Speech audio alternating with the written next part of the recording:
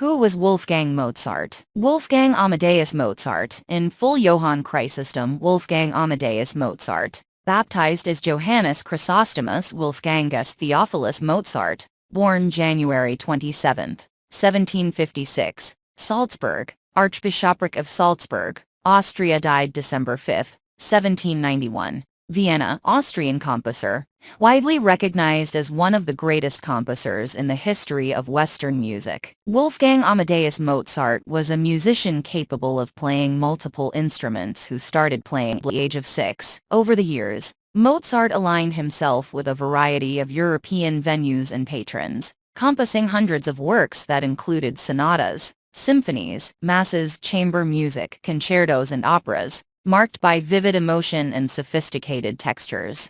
Early life. Central Europe in the mid-18th century was going through a period of transition. The remnants of the Holy Roman Empire had divided into small semi-self-governing principalities. The result was competing rivalries between these municipalities for identity and recognition. Political leadership of small city-states like Salzburg, Vienna, and Prague was in the hands of the aristocracy, and their wealth would commission artists and musicians to amuse, inspire, and entertain. The music of the Renaissance and Baroque periods was transitioning toward more full-bodied compositions with complex instrumentation. The small city-state of Salzburg would be the birthplace of one of the most talented and prodigious musical composers of all time. Born on January 27, 1756, in Salzburg, Austria, Wolfgang Amadeus Mozart was the sole surviving son of Leopold and Maria Pertl Mozart. Leopold was a successful composer,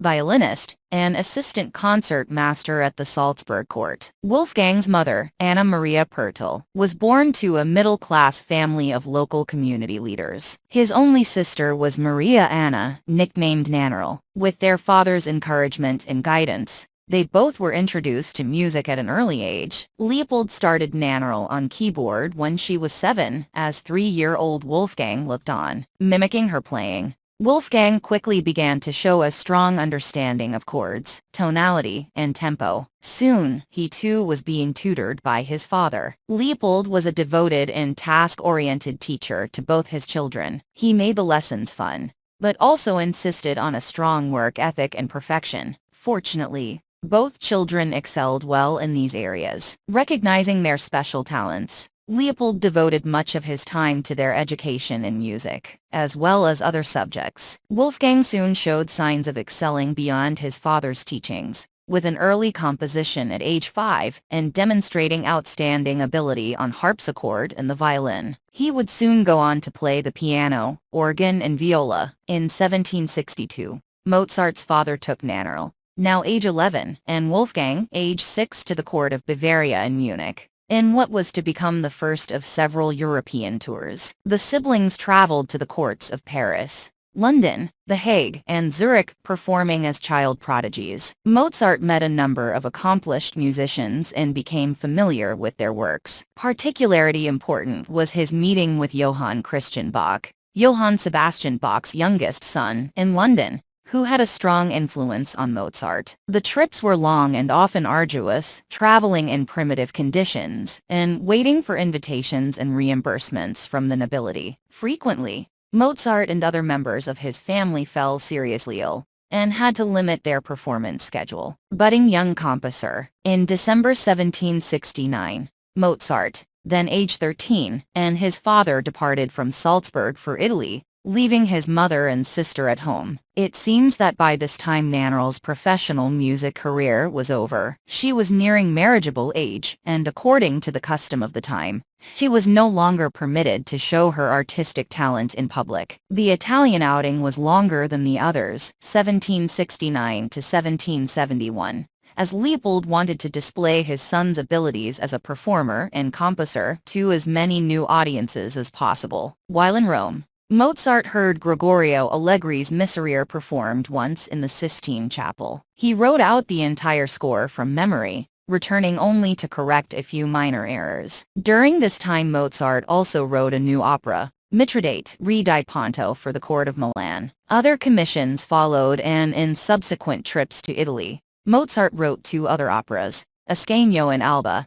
1771, and Lucio Silla, 1772. Mozart and his father returned from their last stay in Italy in March 1773. His father's benefactor, Archbishop von Schrattenbach, had died and was succeeded by Hieronymus von Colloredo. Upon their return, the new bishop appointed young Mozart as assistant concertmaster with a small salary. During this time, young Mozart had the opportunity to work in several different musical genres, composing symphonies, string quartets, sonatas and serenades, and a few operas. He developed a passion for violin concertos, producing what came to be the only 5 he wrote. In 1776, he turned his efforts toward piano concertos, culminating in the Piano Concerto No. 9 in E-flat major in early 1777. Mozart had just turned 21. Despite his success with the compositions, Mozart was growing discontent with his position as assistant concertmaster and the confining environment of Salzburg. He was ambitious and believed he could do more somewhere else. Archbishop von Colloredo was becoming impatient with the young genius's complaining and immature attitude. In August 1777, Mozart set out on a trip to find more prosperous employment. The archbishop wouldn't give Leopold permission to travel, so Anna Maria accompanied Wolfgang on his quest to the cities of Mannheim, Paris, and Munich. There were several employment positions that initially proved promising, but all eventually fell through. He began to run out of funds, and had to pawn several valuable personal items to pay traveling and living expenses. The lowest point of the trip was when his mother fell ill and died on July 3, 1778. After hearing the news of his wife's death, Leopold negotiated a better post for his son as court organist in Salzburg, and Wolfgang returned soon after, making it in Vienna. Back in Salzburg in 1779, Mozart produced a series of church works, including the Coronation Mass. He also composed another opera for Munich, Idomeneo, in 1781. In March of that year, Mozart was summoned to Vienna by Archbishop von Colloredo, who was attending the accession of Joseph II to the Austrian throne. The archbishop's cool reception toward Mozart offended him. He was treated as a mere servant, quartered with the help, and forbidden from performing before the emperor for a fee equal to half his yearly salary in Salzburg. A quarrel ensued, and Mozart offered to resign his post. The archbishop refused at first, but then relented with an abrupt dismissal and physical removal from the archbishop's presence. Mozart decided to settle in Vienna as a freelance performer and composer, and for a time lived with friends at the home of Fridolin Weber. Mozart quickly found work in Vienna, taking on pupils, writing music for publication, and playing in several concerts. He also began writing an opera Die Entführung aus dem Serail, The Abduction from the Seraglio, in the summer of 1781. It was rumored that Mozart was contemplating marriage to Fridolin Weber's daughter, Constance. Knowing his father would disapprove of the marriage and the interruption in his career, young Mozart quickly wrote his father denying any idea of marriage. But by December, he was asking for his father's blessings. While it's known that Leopold disapproved, what is not known is the discussion between father and son, as Leopold's letters were said to be destroyed by Constance. However, later correspondence from Mozart indicated that he and his father disagreed considerably on this matter. He was in love with Constance, and the marriage was being strongly encouraged by her mother. So in some sense, he felt committed. The couple was finally married on August 4, 1782. In the meantime, Leopold did finally consent to the marriage. Constance and Mozart had 6 children, though only 2 survived infancy, Carl Thomas and Franz Xaver. As 1782 turned to 1783, Mozart became enthralled with the work of Bach and George Frederick Handel, and this in turn resulted in several compositions in the Baroque style, and influenced much of his later compositions, such as passages in Die Zauberflöte, The Magic Flute, and the finale of Symphony No. 41. During this time, Mozart met Joseph Haydn, and the 2 composers became admiring friends. When Haydn visited Vienna, they sometimes performed impromptu concerts with string quartets. Between 1782 and 1785, Mozart wrote 6 quartets dedicated to Haydn. European fame. The opera Die Entführung enjoyed immediate and continuing success, and bolstered Mozart's name and talent throughout Europe. With the substantial returns from concerts and publishing, he and Constance enjoyed a lavish lifestyle. They lived in one of the more exclusive apartment buildings of Vienna, sent their son, Carl Thomas, to an expensive boarding school, kept servants, and maintained a busy social life. In 1783, Mozart and Constance traveled to Salzburg to visit his father and sister. The visit was somewhat cool, as Leopold was still a reluctant father-in-law, and Nannerl was a dutiful daughter. But the stay promoted Mozart to begin writing a Mass in C minor, of which only the first two sections, Kyrie and Gloria, were completed. In 1784, Mozart became a Freemason, a fraternal order focused on charitable work, moral uprightness, and the development of fraternal friendship. Mozart was well regarded in the Freemason community, attending meetings and being involved in various functions. Freemasonry also became a strong influence in Mozart's music. From 1782 to 1785, Mozart divided his time between self-produced concerts as soloist, presenting 3 to 4 new piano concertos in each season. Theater space for rent in Vienna was sometimes hard to come by, so Mozart booked himself in unconventional venues, such as large rooms in apartment buildings and ballrooms of expensive restaurants. The year 1784 proved the most prolific in Mozart's performance life. During one 5-week period, he appeared in 22 concerts, including 5 he produced and performed as the soloist. In a typical concert, he would play a selection of existing and improvisational pieces, and his various piano concertos. Other times he would conduct performances of his symphonies. The concerts were very well attended as Mozart enjoyed a unique connection with his audiences who were, in the words of Mozart biographer Maynard Solomon, given the opportunity of witnessing the transformation and perfection of a major musical genre. During this time, Mozart also began to keep a catalog of his own music, perhaps indicating an awareness of his place in musical history. By the mid-1780s, Wolfgang and Constance Mozart's extravagant lifestyle was beginning to take its toll. Despite his success as a pianist and composer, Mozart was falling into serious financial difficulties. Mozart associated himself with aristocratic Europeans and felt he should live like one. He figured that the best way to attain a more stable and lucrative income would be through court appointment. However, this wouldn't be easy with the court's musical preference bent toward Italian composers and the influence of Kapellmeister Antonio Salieri. Mozart's relationship with Salieri has been the subject of speculation and legend. Letters written between Mozart and his father, Leopold, indicate that the two felt a rivalry for and mistrust of the Italian musicians in general and Salieri in particular. Decades after Mozart's death, rumors spread that Salieri had poisoned him. This rumor was made famous in 20th-century playwright Peter Shaffer's Amadeus, and in the 1984 film of the same name by director Milos Forman. But in truth, there is no basis for this speculation. Though both composers were often in contention for the same job and public attention, there is little evidence that their relationship was anything beyond a typical professional rivalry. Both admired each other's work and at one point even collaborated on a cantata for voice and piano called Per la recuperate salute diaphilia. Toward the end of 1785, Mozart met the librettist Lorenzo da Ponte, a Venetian composer and poet, and together they collaborated on the opera The Marriage of Figaro. It received a successful premiere in Vienna in 1786, and was even more warmly received in Prague later that year. This triumph led to a second collaboration with da Ponte on the opera Don Giovanni, which premiered in 1787 to high acclaim in Prague. Noted for their musical complexity, the two operas are among Mozart's most important works,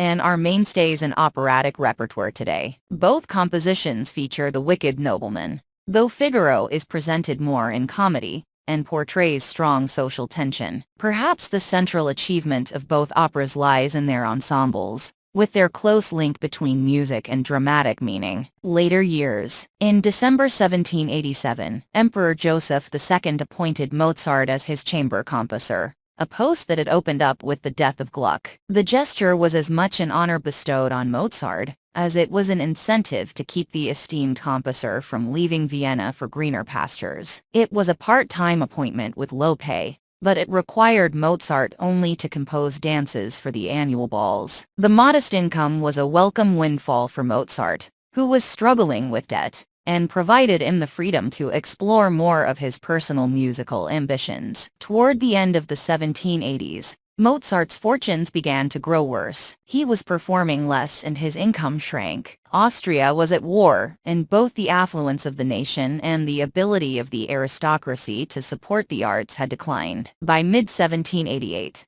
Mozart moved his family from central Vienna to the suburb of Ulsergrund, for what would seem to be a way of reducing living costs. But in reality, his family expenses remained high, and the new dwelling only provided more room. Mozart began to borrow money from friends, though he was almost always able to promptly repay when a commission or concert came his way. During this time he wrote his last 3 symphonies, and the last of the 3 da Ponte operas, Così fan tutte, which premiered in 1790. During this time, Mozart ventured long distances from Vienna to Leipzig, Berlin, and Frankfurt, and other German cities, hoping to revive his once great success and the family's financial situation, but did neither. The 2-year period of 1788 to 1789 was a low point for Mozart, experiencing, in his own words, black thoughts and deep depression. Historians believe he may have had some form of bipolar disorder,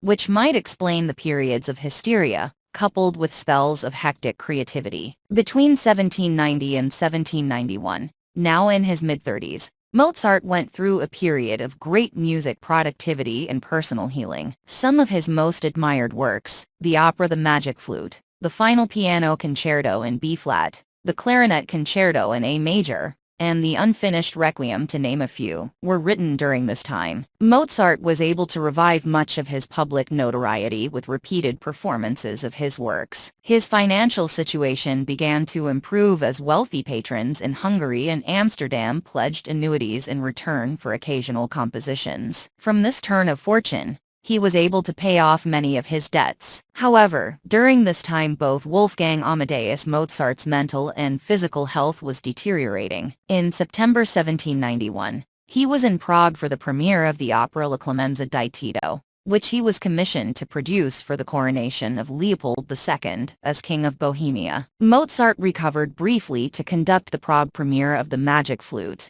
but fell deeper into illness in November, and was confined to bed. Constance and her sister Sophie came to his side to help nurse him back to health, but Mozart was mentally preoccupied with finishing Requiem, and their efforts were in vain. Death and legacy. Mozart died on December 5, 1791, at age 35. The cause of death is uncertain, due to the limits of postmortem diagnosis. Officially, the record lists the cause as severe miliary fever, referring to a skin rash that looks like millet seeds. Since then, many hypotheses have circulated regarding Mozart's death. Some have attributed it to rheumatic fever, a disease he suffered from repeatedly throughout his life. It was reported that his funeral drew few mourners, and he was buried in a common grave. Both actions were the Viennese custom at the time, for only aristocrats and nobility enjoyed public mourning, and were allowed to be buried in marked graves. However, his memorial services and concerts in Vienna and Prague were well attended. After his death, Constance sold many of his unpublished manuscripts to undoubtedly pay off the family's large debts. She was able to obtain a pension from the emperor, and organized several profitable memorial concerts in Mozart's honor. From these efforts, Constance was able to gain some financial security for herself, and allowing her to send her children to private schools. Mozart's death came at a young age, even for the time period. Yet his meteoric rise to fame and accomplishment at a very early age is reminiscent of more contemporary musical artists, whose star had burned out way too soon. At the time of his death, Mozart was considered one of the greatest composers of all time. His music presented a bold expression, oftentimes complex and dissonant, and required high technical mastery from the musicians who performed it. His works remained secure and popular throughout the 19th century, as biographies about him were written, and his music enjoyed constant performances and renditions by other musicians. His work influenced many composers that followed, most notably Beethoven, along with his friend Joseph Haydn. Mozart conceived and perfected the grand forms of symphony, opera, string ensemble, and concerto that marked the classical period. In particular, his operas display an uncanny psychological insight, unique to music at the time, and continue to exert a particular fascination for musicians and music lovers today.